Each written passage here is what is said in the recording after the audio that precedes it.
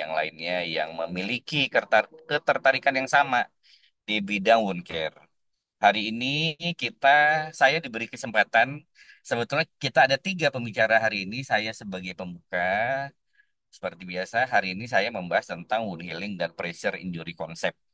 Nah, jadi semoga eh, kegiatan kita pagi ini mendapat berkah dan hidayah dari Allah, apa yang Muslim, supaya puasa kita sehat, tentram, aman, nyaman, dan sentosa semua. Oke, hari ini Uker mengeluarkan satu topik yang menarik tentang pressure injury pada geriatri dan bedridden pasien-pasien yang tirah baring lama berdasarkan evidence base terbaru. Saya sebagai pembicara pertama lebih menekankan pada aspek-aspek teoretikal dan mungkin ya kita diskusi bareng hari ini. Lalu nanti rekan saya nih Mas Ikram akan lebih berbicara tentang pendekatan evidence base. Lalu nanti berikutnya Mas Muhammad Basri tentang pengalaman-pengalaman dan strategi pencegahan. Mungkin apa namanya pressure injury kita tahu bahwa pasti ini jadi masalah serius dan biasanya harusnya nakes-nakes yang menyukai dan mendalami tentang wound care pasti kemampuan untuk diagnosa dan analisa tentang ini saya rasa sudah paham. Jadi hari ini kita sebetulnya hanya mungkin refresh dan saling sharing pengalaman dan lain sebagainya. Nah, yang pertama adalah eh, tentunya mengawali semua itu tentang sistem integumen. Apa itu sistem integumen? Adalah sistem organ yang menutupi dan melindungi tubuh kita. Ini adalah lapisan terluar tubuh dan mencakup kulit, rambut, kuku, serta kelenjar keringat dan kelenjar minyak. Sistem ini memainkan peran penting dalam melindungi tubuh dari lingkungan eksternal, mengatur suhu tubuh, dan memungkinkan kita merasakan sensasi. Jadi kalau kita bicara tentang sistem integumen, sebetulnya ini satu part sistem tubuh yang bukan hanya kulit. Jadi sebetulnya kalau kita ngomong pembungkus tubuh itu kulit dan aksesori dan pendukungnya gitu. Jadi dia itu punya salah satu body mass area yang terbesar dalam ini. Nah, ini dia.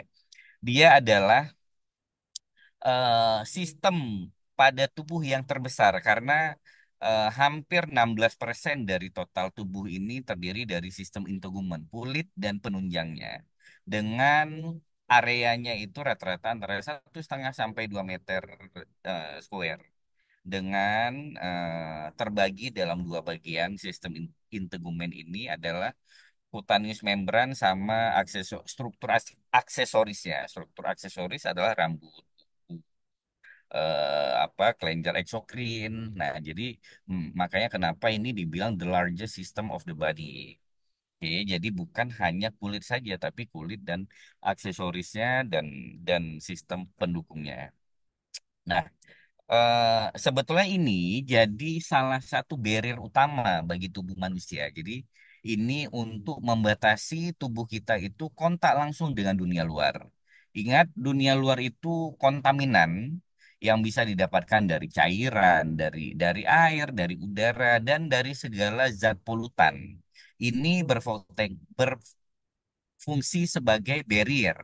Jadi Anda bayangkan kalau saja kita tidak punya sistem integumen, berarti otot kita atau lemak kita langsung terpapar dengan dunia luar yang penuh polutan, maka bayangkan bagaimana berbahayanya. Secara alamiah tubuh kita memang satu-satunya organ vital yang berhubungan dengan dunia luar adalah paru-paru. Jadi kalau organ vital yang lain, otak, jantung, hati, dan lain-lain sistem tubuh otot itu kan ada pelindung dan terbebas. Paru-paru itu langsung dari dunia luar kita hirup udara masuk ke sistem pernapasan langsung ke paru-paru. Biarpun nanti ada bagian dari sistem integumen adalah bulu hidung yang berfungsi memproteksi dan menyaring. Makanya karena paru-paru satu-satunya organ vital yang berhubungan dengan dunia luar, jadi angka ISPA itu tinggi sekali, tinggi tinggi sekali infeksi saluran pernapasan. Jadi bayangkan kalau tidak ada sistem integumen, berarti bukan angka ISPA yang tinggi, tapi mungkin angka sepsis di seluruh tubuh yang tinggi karena seluruh tubuh tidak terproteksi atau terbarrier oleh sistem integumen. Jadi dia memiliki beberapa fungsi. Fungsi utama tetap sebagai proteksi, yang kedua sebagai regulasi temperatur tubuh. Nah, jadi dari ini semua, yang utama kita tahu proteksi itu merupakan first line defense. Jadi lini pertama pertahanan tubuh itu terhadap apa? Bakteri, virus. Jadi bayangkan dengan sistem integumen ini kita punya satu barrier dan sistem pertahanan tubuh. Jadi dengan dia menjadi pertahanan, maka kalau ada misalnya nih kotoran yang jadi sumber infeksi, kulit itu punya punya semua glandula, semua kelenjar yang kadang-kadang membatasi ini sehingga dia tidak infiltrasi ke dalam. Selain bakteri dan virus, ingat dia juga membantu untuk perlindungan dari radiasi ultraviolet maupun dari dehidrasi. Kalau untuk pengaturan regulasi tubuh, dia akan membuat suhu tubuh ini menjadi suhu yang yang komensal, yang isotonik kalau cairan, yang sesuai yang dibutuhkan tubuh. Kalau terlalu dingin, dia ada mekanisme seperti mengkerut. Nah, kalau terlalu panas, dia akan menyesuaikan aliran darah dan lain sebagainya. Jadi, ini kalau kita bicara tentang sistem interhuman. Selain itu, ingat dia juga berfungsi sebagai produksi vitamin D, lalu pada fungsi ekskresi, lalu yang terakhir nih, yang paling sering jadi pembahasan kita dalam membahas tentang eh, sesuatu tentang wound care adalah ini sensation. Nah, reseptor sensoris ini terdapat pada sistem integumen. Ingat, hari ini kita membahas tentang pressure injury. Salah satu kenapa terjadi pressure injury kadang-kadang memang patofisiologinya ada gangguan dari sensoris. Orang nggak tahu bahwa dia itu sebetulnya sedang terjadi proses pressure injury. Pressure injury. Karena dia sensorinya terganggu, dia tidak ada rasa, dia tidak merasakan ketidaknyamanan, tidak sakit, tidak panas, tidak dingin. Nah, jadi akhirnya pressure-nya simultan terus menerus, sistem pertahanan kulit tidak mampu menahan, terjadilah nekrosis jaringan karena blood flow-nya tertahan. Blood flow-nya stop ke area situ, tidak ternutrisi, jadilah kerusakan jaringan yang diawali dari sensori reseptornya terjadi gangguan. Apakah pada pasien yang komorbid diabetes atau pada pasien-pasien yang tirah baring lama atau pasien yang tidak sadar lama. Oke, nah ini secara gambar integumen sistem, lihat bahwa lapisan atas selalu epidermis, di bawahnya dermis, di bawahnya baru hypodermis atau subkutis. Oke, nah ini epidermis, dermis, hipodermis. Selalu hitungannya seperti ini. Ini epidermis, dermis, hipodermis atau lapisan subkutan. Jadi kepentingannya apa? Dengan kita mengetahui jaringan ini, apakah parsial parsial skin thickness atau total skin thickness. Jadi lapisan kulit seluruhnya atau baru sebagian ini menentukan nanti juga dalam kita membahas tentang pressure injury grading. Nah, ini dan ingat setiap luka itu dengan kita memahami struktur anatomi dan bagian dari kulit, kita jadi tahu langkah intervensi apa yang bisa kita lakukan dan memprediksi seberapa cepat bisa terjadi penyembuhan. Oke. Nah, jadi kalau pada epidermis strukturnya adalah struktur vaskular stratified epitel squamous yang memiliki vaskularisasi sendiri tentunya karena untuk nutrisi dan perfusi oksigenasi. Dia mendifusi nutrisi dan oksigen dari kapiler ke dermis. Dia kalau sel-selnya itu pada epidermis adalah keratinosit, melanosit, marker sel dan sel Langerhans dengan fungsinya masing-masing. Lalu pada epidermis ini terdapat 5 lapisan, lima dari stratum basale sampai stratum corneum. Nah, lalu di bawah dari epidermis adalah lapisan dermis. Ini secara gambaran makroskopis yang diambil potongan melintang dari struktur dermis adalah ini. Jadi dia terdiri dari lapisan papil, plexus papil, lapisan retikuler, dan plexus cutaneus. Strukturnya itu sebetulnya dia adalah bagian kedua dari lapisan kulit. Nah, dia itu memberikan eh, sistem kekuatan dan fleksibilitas dan juga proteksi terhadap jaringan di bawahnya. Tentunya karena strukturnya lebih dalam, maka vaskularisasinya pasti akan lebih tinggi dan lebih besar. Dia memiliki dua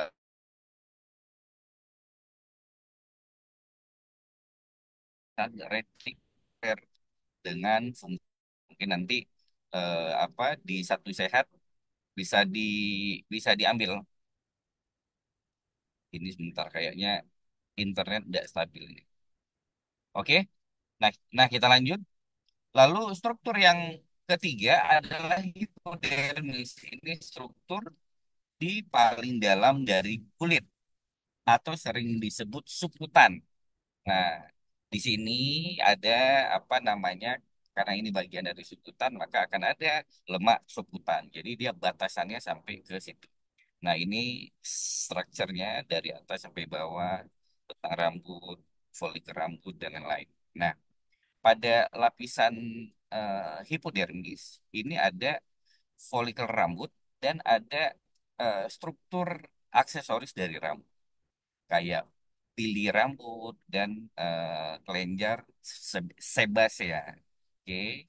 Kalau struktur dari folikel rambut, salah satu fungsinya juga adalah ikut untuk mengontrol bakteri. Oke. Dia nanti akan memproduksi rambut eh, apa namanya sama-sama untuk bekerja untuk rambut itu hidup dan terus memanjang. Oke.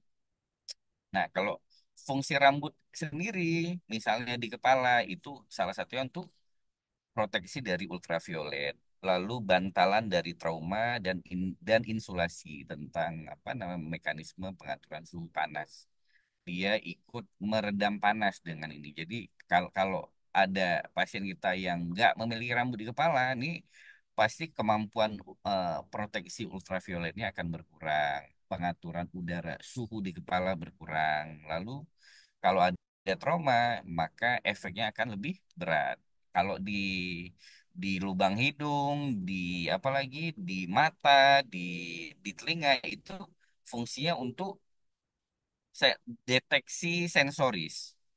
Jadi itu bisa perasaan nyeri, habis itu apa namanya?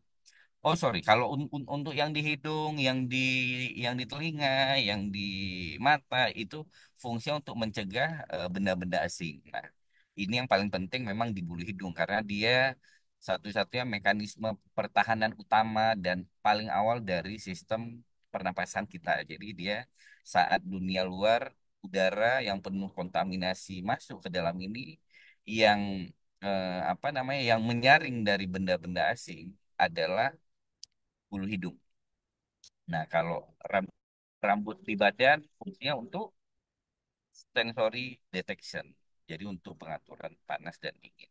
Nah, baru kita bismillah ini mengenai pressure injury. Jadi sebetulnya kawan-kawan, dulu itu kita mengenal istilah pressure ulcer. Tapi memang setelah ada satu satu kegiatan simposium bersama para ahli-ahli tentang yang mendalami tentang luka, akhirnya digantikan dengan pressure injury. Jadi kalau teman-teman ada punya bahan bacaan tentang pressure ulcer, maka dengan pressure injury itu so-so. Jadi jangan jangan merasa ini suatu kondisi yang berbeda. Jadi nah, pressure injury ini menjadi masalah serius pada pasien-pasien yang tirah baring dan pasien-pasien yang mengalami kesakitan kritis.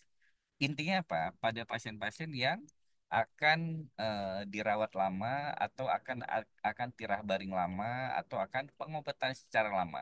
Selalu ini jadi potensi masalah yang timbul.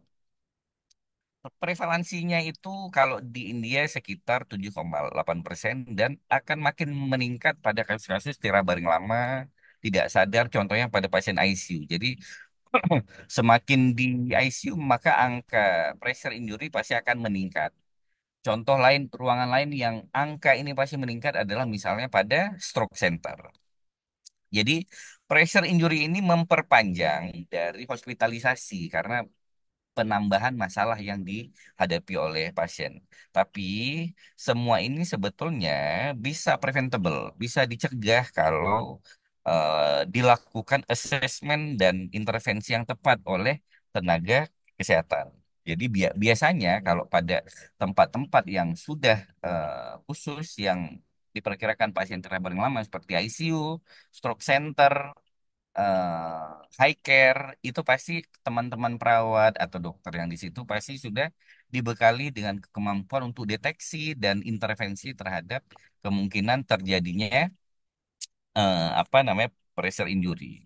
Nah, pressure ulcer atau pressure injury ini selalu menghasilkan penurunan kualitas hidup pasien karena biasanya prosesnya berlangsung lama, maka penyembuhannya jika dilakukan pun akan berlangsung lama sehingga beban mental dan beban psikologis pasien pasti makin pasti makin meningkat. Nanti kita akan ada bahas beberapa jurnal yang membahas tentang ini. Jadi ini membuat masalahnya kan semakin semakin meningkat di samping masalah utama. Kalau misalnya pasien stroke, maka dengan ada pressure injury, maka perawatannya akan lebih lebih ribet daripada tidak ada pressure injury itu sendiri. Lalu dengan timbulnya pressure injury, maka mortalitasnya pasti meningkat. Lalu permasalahan finansial akan makin membutuhkan finansial yang besar karena terapi pasien jadi lebih banyak yang harus dilakukan. Dan sekarang ini karena pasien-pasien atau penderita-penderita masalah degeneratif, usia harapan hidup pasien makin meningkat, ini angka dari pressure injury ini makin meningkat dan di dunia ini jadi salah satu masalah yang concern untuk ditindaklanjuti. Nah, karena ini akan berhubungan dengan pola perawatan, dengan kualitas hidup pasien yang nanti juga akan ikut berpengaruh terhadap sekelilingnya pasien. Oke, jadi memang secara ini jadi tantangan bagi tenaga kesehatan di dunia. Nah, nah ini yang saya sebutkan tadi termnya itu dulu sering disebut pressure ulcer, tapi sekarang sudah pressure injury. Karena waktu itu 2016 ada the National Pressure Ulcer Advisory Panel. Nah, panel ini adalah kumpulan orang-orang yang secara khusus mendalami tentang pressure ulcer. Akhirnya diambil satu apa namanya kesepakatan bahwa kalau ulcer ini kan berarti sudah ada erosi, sudah dalam gitu. Jadi kalau grade satu kan belum ulcer.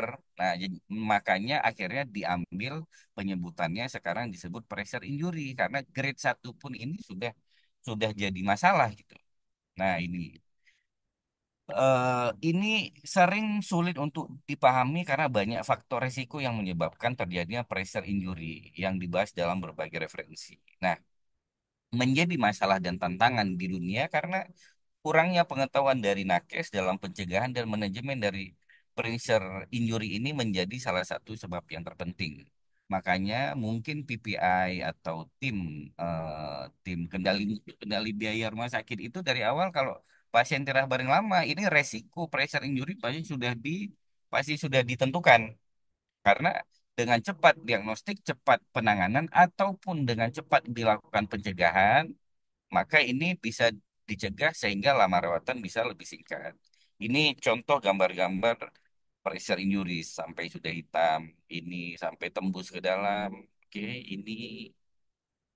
Nah, nanti mengenai gradingnya akan kita bahas di slide yang belakang. Ini sampai sudah ada jaringan yang apa namanya yang nekrotik yang di dalamnya ada pus. Nanti Kak, kalau kita berbicara tentang staging akan ada 6 di luar special population.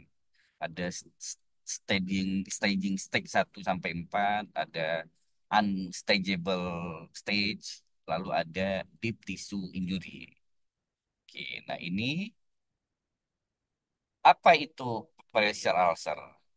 Adalah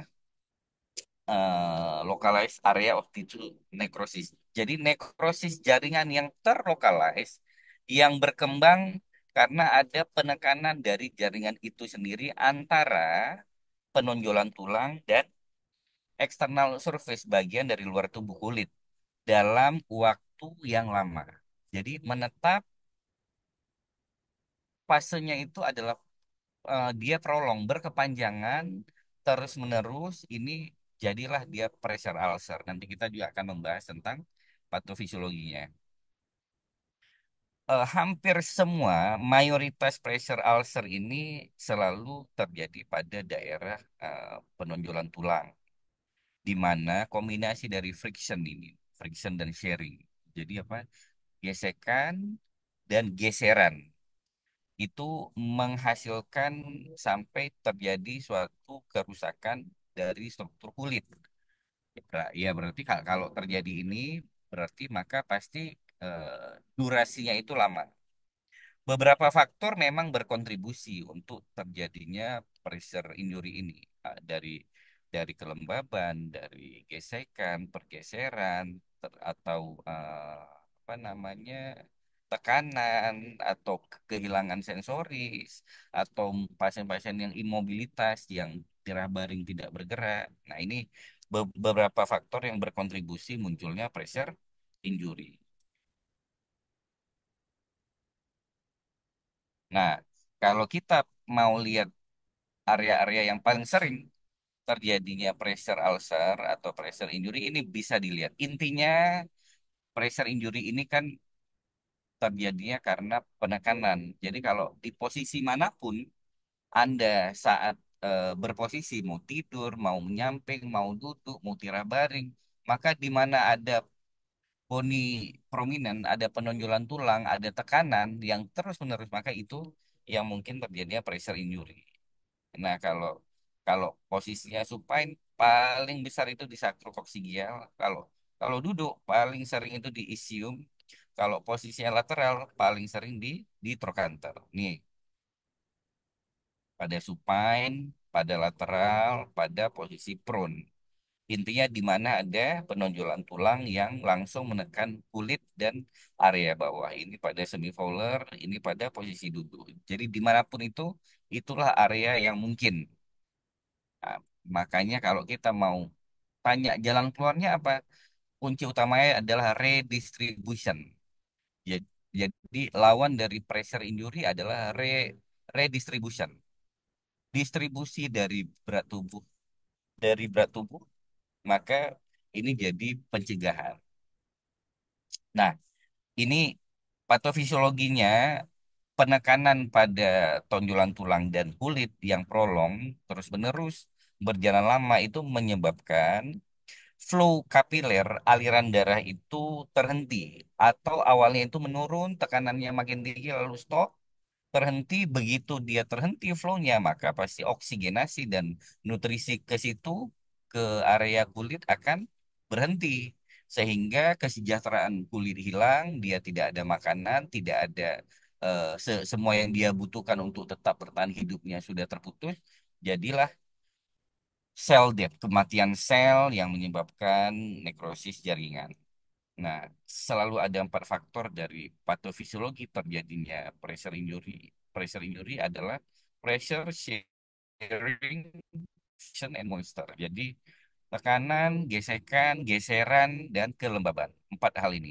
Ingat, otot dan jaringan sukutan itu lebih sensitif terhadap pressure injury. Nah, ini kalau dibilang cara menyederhanakannya, apa itu pressure injury. Jadi, external cause of pressure ulcer penyebabnya nih karena pressure karena shear apa namanya karena tekanan karena gesekan karena geseran karena masalah kelembaban nah ini hasilnya ini berjalan intens terus menerus dan prolong memanjang atau ini dia terjadinya kombinasi tekanan dan gesekan terus menerus memanjang rusaklah jaringan kulit baru nanti kalau deteksinya bisa kita sama-sama nilai nanti dari stage 1, stage 2, stage 3, stage 4. Banyak faktor yang berkontribusi terjadinya pressure injury. Tapi yang paling sering ya, yang penyebab utamanya tetap iskemi dan nekrosis. Ini merupakan patofisiologi final dari kejadian pressure injury. Jadi ingat kata kuncinya adalah constant pressure. Jadi tekanan konstan prolong terus-menerus, dah pasti akan menjadikan pressure injury.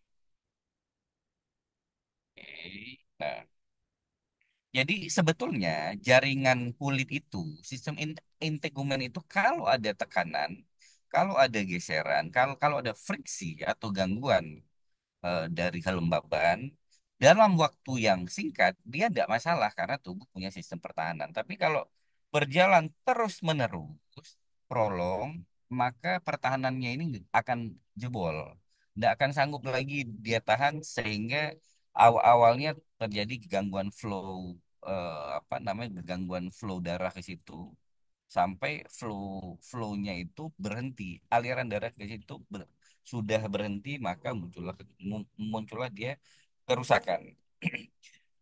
Nah, dia juga berhubungan dengan tekanan-tekanan dari objek yang di luar, apakah matras ataukah misalnya apa namanya wheelchair, kursi roda atau bed tidur pasien. Ini juga jadi bagian dari patofisiologi. Ini kalau shearing ini disebabkan oleh gravitasi dan friksi, menurunkan, meningkatkan stop blood flow. Jadi aliran darahnya itu terhenti itu kemungkinannya makin meningkat. Ini friksi saat ada dua bagian saling bertumbukan. Paling sering ini di elbow atau di lutut. Atau ini pada masalah-masalah yang gangguan apa kelembaban. Nah, ini contohnya tekanan pada penonjolan tulang dengan angka tekanan 100 sampai 150 ml air raksa pada matras yang reguler saat kita berbaring atau 300 ml hidrogenum pada obesitas isium saat kita duduk. Ini cukup, tekanan yang sedemikian ini cukup untuk menurunkan apa namanya flow oksigen ke jaringan kulit. Nah, ini nanti secara terus-menerus akan makin mengurangi apa namanya kesejahteraan kulit dari nutrisi, dari perfusi oksigen dan lain sebagainya. Nah, ini contohnya ini pada pasiennya posisi duduk. Ini yang pada dia tidur. Jadi ingat yang kemerahan ini adalah pressure injury karena tekanan yang terus-menerus. Efek efek dari tekanannya adalah iskemi dan akumulasi dari toksin selular karena ini kan dengan tubuh itu punya fungsi anabolisme katabolisme, tubuh selalu mendapat serangan dari dunia luar, tubuh punya sistem pertahanan, tapi saat apa namanya blood flow terjadinya iskemi, blood flow-nya tertahan, maka nutrisi yang dibutuhkan tubuh, oksigen yang dibutuhkan tubuh akan menurun sehingga kemampuan pertahanannya juga akan makin menurun. Nah, ini kerusakannya akan terus terjadi semakin dalam dan semakin dalam. Persisten pressure, tekanan yang tetap secara terus-menerus membuat kebocoran dari vaskular dan udem interstitial. Oke, lalu ini juga berhubungan dengan infeksi bakteri.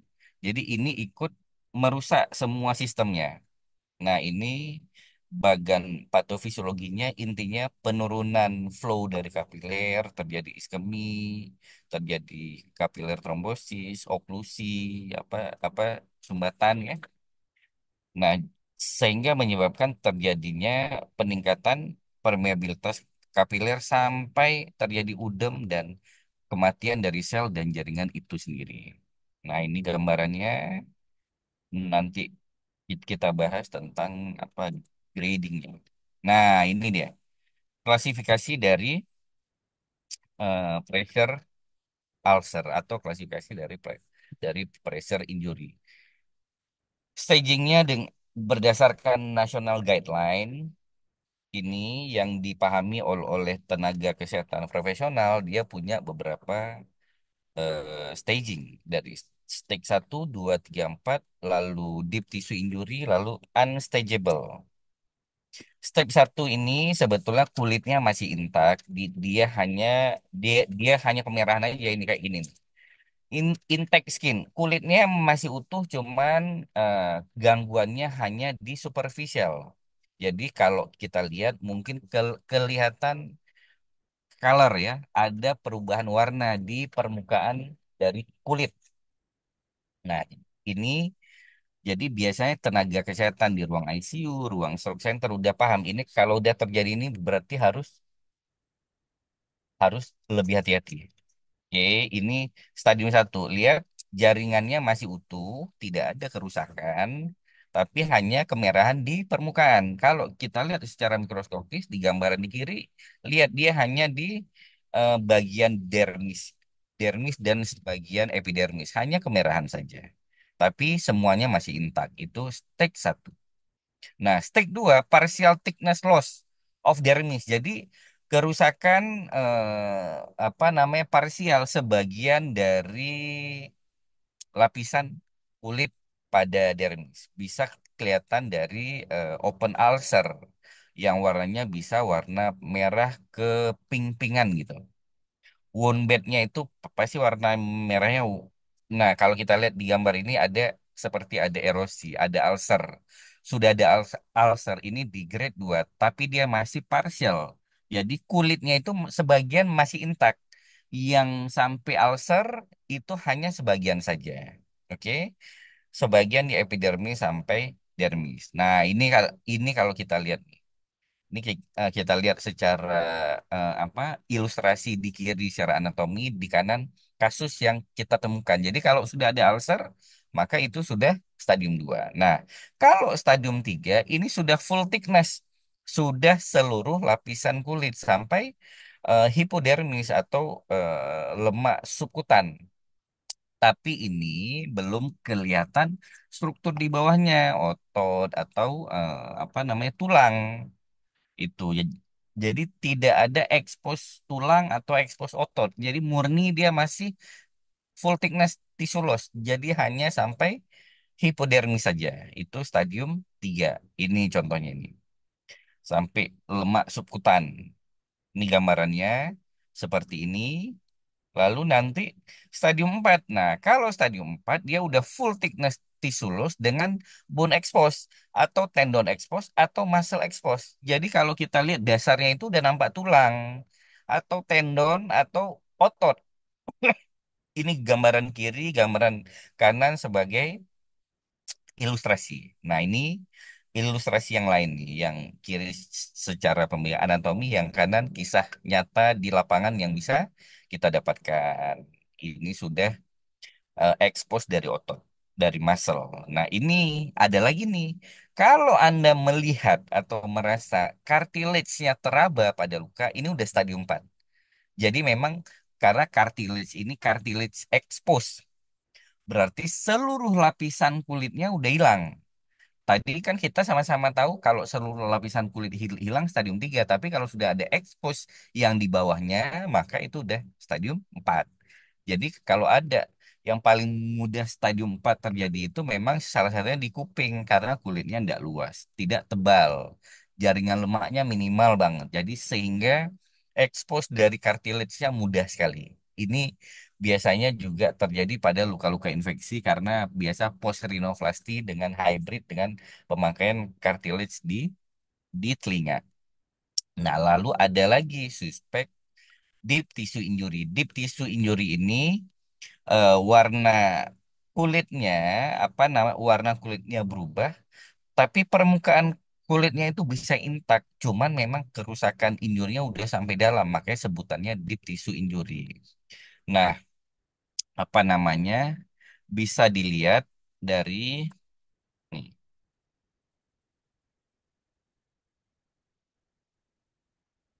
Jadi bisa dilihat dari kulit utuh atau tidak utuh dengan area lokal, ada perubahan warna merah tua atau merah marun atau apa gelap atau warna ungu menetap, tidak dapat diputihkan atau pengupasan epidermis. Jadi dia masih intak, memperlihatkan dasar luka berwarna gelap atau lepuh berisi darah. Nah, jadi ini makanya sebutannya deep tissue injury. Nah, ini gambarannya nih. Oke. Lalu yang keenam, unstageable pressure ulcer. Ini berarti tidak masuk dalam grade 1, 2, 3, 4 atau deep tissue injury. Ini kerusakannya tetap full thickness. Dia apa namanya, di mana base dasar dari ulcer itu tercover oleh slough. Bisa warna kuning, bisa warna hijau, bisa warna coklat. Bisa juga disertai dengan eskar pada dasar luka. Jadi base-nya, dasar dari lukanya tidak kelihatan karena dia ketutup. Ketutup slough kah, ketutup eskar kah? Ini seperti yang di samping, yang di bawah ini. Itu unstageable tissue ulcer. Karena apa? Unstageable, tidak terstage-kan, tidak terstadiumkan. Tidak tahu nih stadium berapa karena dasarnya itu tidak tervisualisasi, nggak kelihatan. Kalau grade 1, 2, 3, 4 kan kita tahu dasarnya apa. Grade 1 dasarnya itu masih intak, warnanya hanya merah, grade 2 sebagian dari epidermis dan dermis, grade 3 seluruh bagian kedalaman kulit, grade 4 sampai ke expose tulang, cartilage, muscle, atau tendon. Nah, kalau nggak kelihatan dasarnya, makanya masuknya ke sini. Unstageable pressure ulcer. Ini. Lalu bisa juga ada di sini ditemukan fluktuasi. Fluktuasi itu apa? Saat kita lakukan palpasi, itu fluktuasi itu gini. Kayak ada sesuatu di dalam cairan gitu. Jadi berfluktuasi akan naik turun. Kayak apa namanya? Kayak geseran dari ombak gitu. Jadi ada fluktuasi. Nah, itu ada biasa koleksi dari pus atau koleksi dari serus. Itu masuknya dalam unstageable pressure ulcer itu. Nah, ini gambarannya ini berarti apa? Ada eskar, dia ketutup, nggak nampak dasar dari lukanya apa.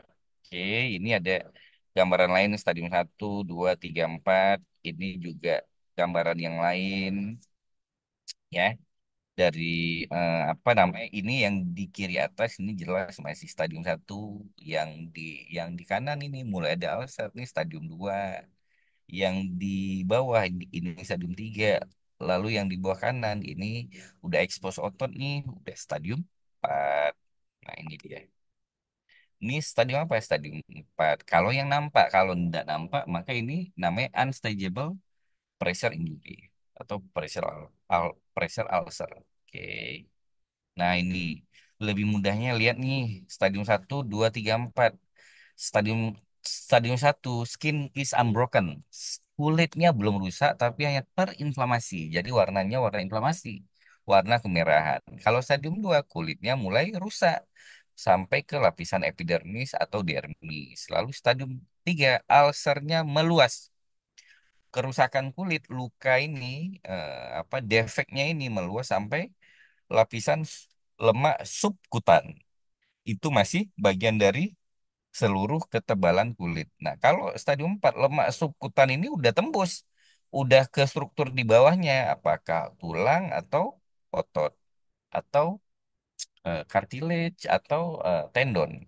Nah, ini juga untuk memudahkan nih, stadium 1 contohnya bagaimana, stadium 2 contohnya bagaimana, stadium 3 contohnya bagaimana, stadium 4 contohnya bagaimana.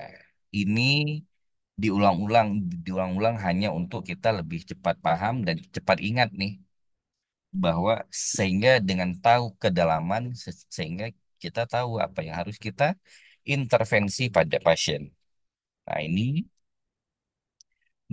gambaran yang lain. Nah, yang terakhir, tadi kita kan udah membahas ada 6 nih berdasarkan nasional apa pembagiannya. Special population apa? Nah, medical device associated with pressure ulcer. Jadi pressure injury-nya terjadi karena penggunaan alat-alat medis. Jadi kalau posisi tidur misalnya ada cervical collar dia kan nekan terus-terusan. Nah, tekan terus-terusan pasien dirawat lama itu kan penurunan imunitas tubuh jadi sehingga lebih mudah luka. Ingat terminologi luka itu luka bisa juga diakibatkan oleh penurunan imunitas tubuh. Jadi Anda bayangkan orang-orang tirah baring lama pasti imunitasnya udah rendah tanpa ada apa-apa saja dia mudah terjadi luka. Nah, ini diberikan alat medis. Contohnya endotracheal cup, cervical collar, kateter, infus dan lain sebagainya atau alat-alat kompresi untuk tekanan, misalnya stocking dekompresi pada pasien DVT dan lain-lain, urin kateter, ya kan? Nah, ini contohnya nih, selang infus, alat pernapasan, semua selang kateter. Ini medical device ini membuat pressure injury. Karena prinsipnya sama, dia akan menekan secara prolong, secara lama, terus-menerus, dan konstan. Sampai tubuh tidak sanggup. Sampai tubuh tidak sanggup untuk menahan aliran flow-nya terganggu, aliran flow-nya stop, tidak ada perfusi jaringan, oksigen dan darah tidak sampai ke situ, selesai. Langsung dia kematian sel, kerusakan jaringan. Nah, ini faktor kausatifnya yang bisa berkembang menjadi pressure ulcer atau pressure injury pada pasien-pasien immobility yang tidak bergerak, yang tirah baring atau pasien yang mobilitasnya terbatas. Terbatas misalnya apa? Pada pasien-pasien yang apa namanya? Pasien-pasien yang scar pos luka bakar kontraktur dia terbatas itu bisa terjadi. Atau pada gesekan geseran atau pada pasien-pasien yang inkontinensia alvi, inkontinensia uri, pasien kegemukan, ada riwayat pressure ulcer, dehidrasi, pasien kontraktur, atau penggunaan diapers, penggunaan dari apa namanya dari yang dipakai untuk diapers. Nah, nah ini kembali saya ingatkan ini bahwa apapun lukanya, prosesnya adalah seperti ini. Kondisikan lukanya moist. Mau grade berapapun, grade 1, grade 2, grade 3, grade 4 pressure injury, tetap kondisikan moist.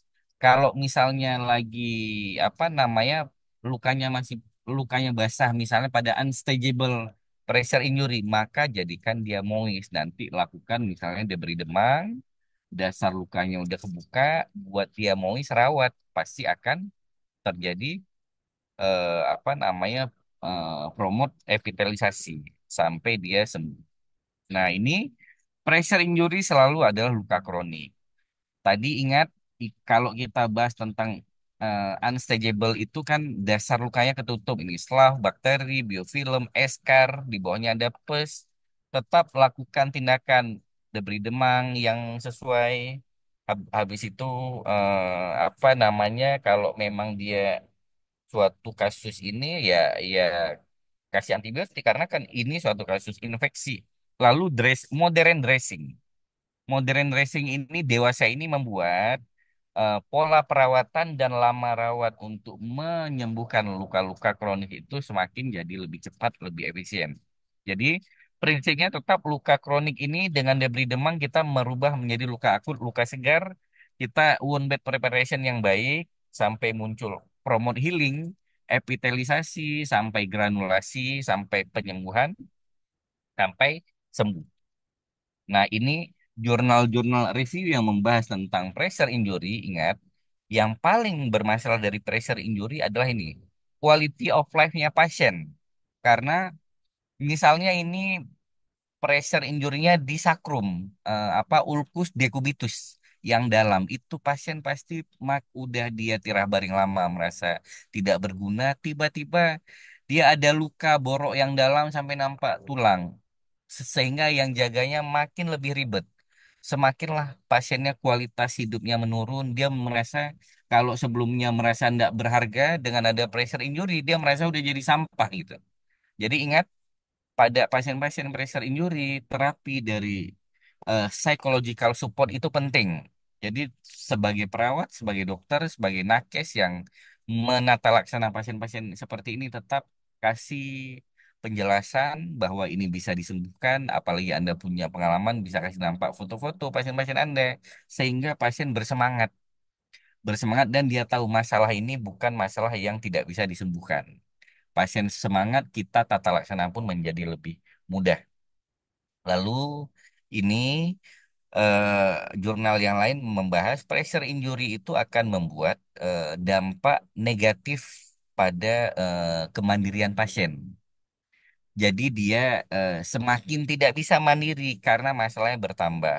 Lalu kadang-kadang bisa juga terjadi social isolation. Jadi dia terisolasi dari sosial karena dia malu, karena mungkin ada bau dan lain-lain. Kepercayaan dirinya makin turun. Jadi impact-nya itu akan merusak feeling dan emosi. Ingat, pasien-pasien yang banyak jurnal yang membahas, pasien-pasien yang stres, yang emosi tidak terkontrol, yang apa namanya pemikirannya negatif, dia pesimis, penyembuhan dalam segala penyakit itu menjadi lebih panjang, lebih lama. Jadi ingat, terapi psikologi support ini juga memegang peranan penting terhadap pasien-pasien yang butuh perawatan dalam jangka waktu yang lama.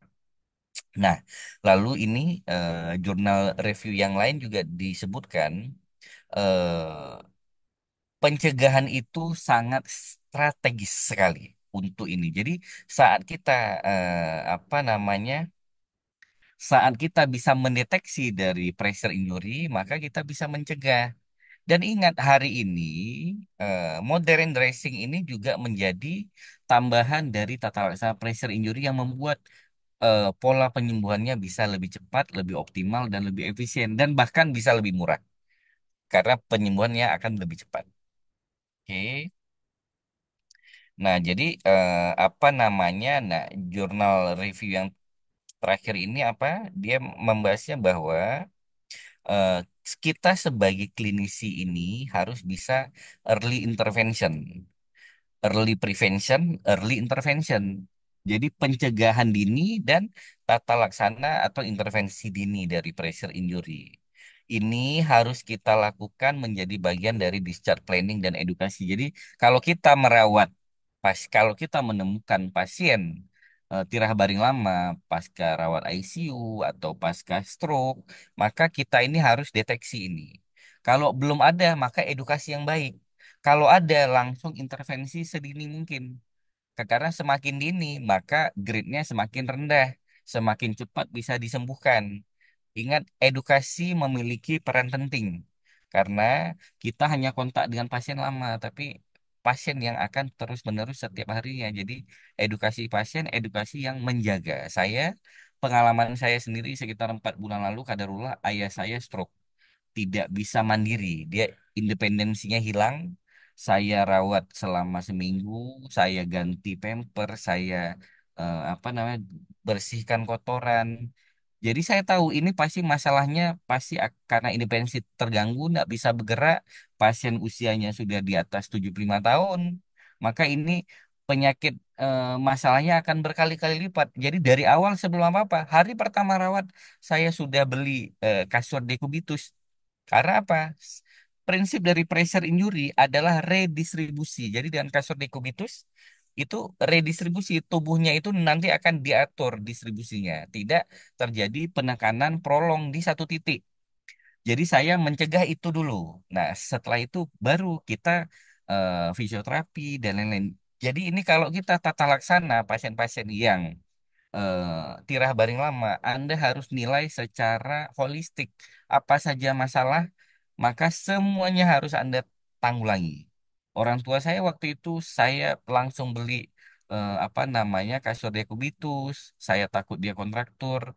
Seluruh sendi dia saya bantu gerakkan. Ini jadi fisiologi apa fisioterapi mandiri. Saya panggil ahli fisioterapi setiap hari untuk menjaga. Terus saat sudah stabil dia mulai diajarkan jalan.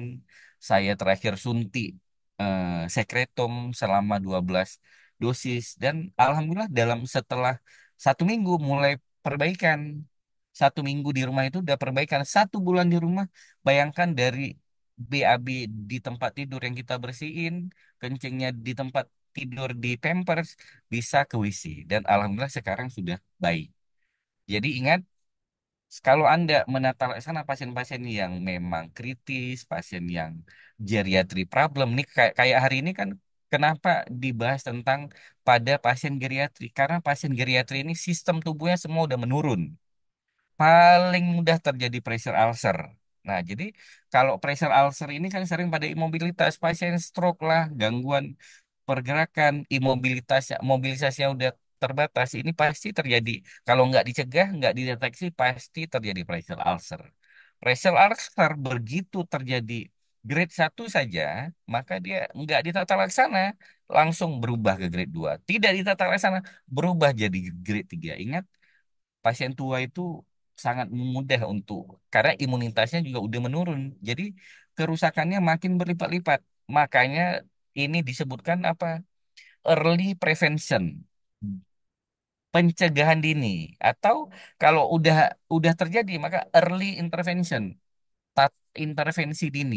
Jangan sampai kita nunggu grade 4 dulu baru kita intervensi, maka itu penyembuhannya akan lebih lama, lebih ribet. Nah, ini contohnya nih. Ingat, eh yang paling benar, yang paling efektif untuk terapi dari pressure injury adalah ini, redistributive pressure, pressure redistribution. Nah, contohnya ini kayak gini nih. Kalau dia posisi tidur nyamping, maka ini malleolus yang di sebelah kanan, ya kan, nekan terus-terusan. Kalau dia posisi tidurnya lurus, maka apa namanya kaki yang paling bawah itu tumit, dia akan nekan. Ini salah satu caranya untuk redistribution pressure. Oke. Kalau Anda ke rumah sakit di Singapura, rumah-rumah sakit maju ini pasien tirah paling lama.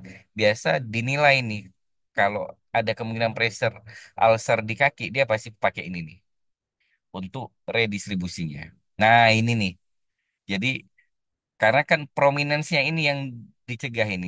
Jadi tidak apa namanya tidak hanya tekanan pada satu titik. Ini nanti ini ada tekanan angin nih. Ini nanti kempes, ini bangun. Ini kan kempes ini nanti ini bangun. Jadi supaya pressure-nya itu diredistribusi. Jadi secara merata gitu. Ini betul-betul untuk pencegahan, early prevention.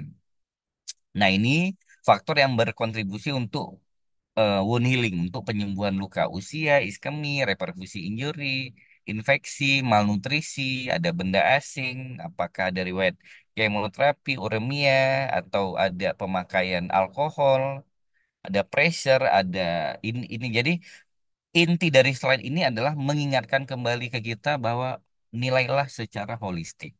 Sama seperti saya, pengalaman saya saat menata laksana ayah saya stroke.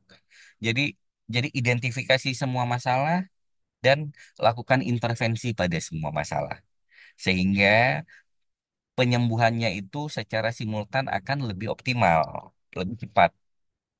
Nah, ini fundamental dari perawatan luka selalu saya sertakan di semua slide saya. Ini bentar lagi udah selesai nih. Nah, ini apa namanya parameter-parameter yang harus Anda pikirkan dalam menangani semua kondisi luka. Salah satunya apa? Optimalisasi parameter sistemik.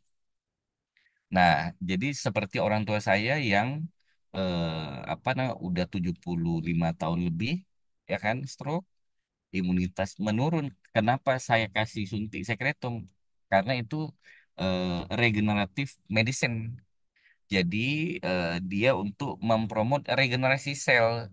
Dengan regenerasi sel terjadi, maka diharapkan imunitasnya akan makin meningkat dan itu terbukti sangat membantu sekali. Jadi dengan ada hari ini regeneratif terapi kayak stem cell, exosome, sekretom itu memberi harapan besar bagi kita orang-orang yang luka diabetes dengan bantuan sekretum atau exosome atau apa stem cell itu jadi ada harapan penyembuhannya jauh lebih cepat. Oke. Nah, kesimpulan. Jadi, pressure injury membutuhkan penanganan yang kompleks, perlu lalu juga membutuhkan pemahaman dan keterampilan dari kita semua para tenaga kesehatan. Advanced Wound Dressing menyediakan kebutuhan luka baik akut maupun kronik berdasarkan eviden. Inilah tadi salah satu intisari dari apa namanya salah satu jurnal review kita yang menyatakan bahwa modern dressing ini memberikan harapan untuk penyembuhan yang lebih optimal dan lebih baik. Lalu ketepatan pemilihan balutan mempengaruhi keberhasilan perawatan pressure injury. Lalu analisa pressure injury yang holistik berperan dalam manajemen yang optimal. Oke, mungkin demikian yang bisa saya share dari apa namanya dari ini. eh saya kembalikan ke Mas Arifin. Ingat, selalu pressure injury itu ada tekanan, ada gesekan, ada geseran, ada juga gangguan dari kelembapan. Early prevention, early early intervention akan membuat penyembuhannya berjalan lebih cepat. Tingkatkan kompetensi dan wawasan Anda, serta raih SKP sebagai tenaga kesehatan yang profesional. Solusi Medical Event menghadirkan berbagai acara menarik baik secara offline maupun online yang kami selenggarakan. Dapatkan POV terbaru dari para ahli kesehatan dari dalam dan luar negeri. Ayo perluas wawasan dan pengetahuan kesehatan terkini, bersama-sama kita tingkatkan kualitas pelayanan kesehatan di Indonesia. Terbuka pula peluang kemitraan. Solusi Medical Event, solusi andalan untuk event kesehatan Anda.